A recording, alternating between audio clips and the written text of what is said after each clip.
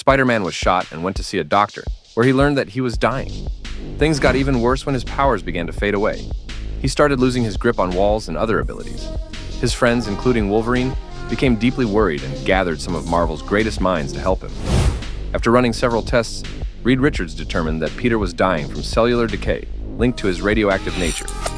They decided to seek help from the Hulk, given his experience with radiation. However, even he had no cure for such an illness. Still, Hulk provided a clue.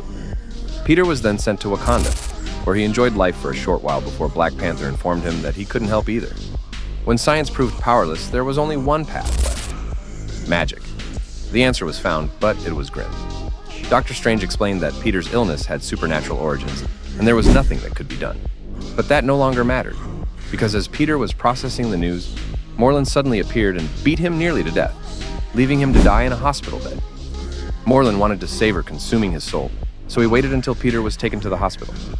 Later, when Morlun entered Peter's room to absorb his life force, Peter suddenly awoke, possessed by something primal, and killed Morlun, before dying himself. Later, when MJ came to the Avengers Tower to check on Peter's body, she found it torn apart and hollow.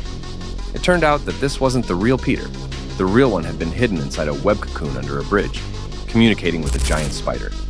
The spider told him that he had to embrace the mystical side of his powers and abandon his gadgets, like the web shooters. Eventually, Peter accepted his mystical nature and emerged from the cocoon, returning to Aunt May and MJ. Reed Richards ran new tests and confirmed that Peter was completely healed.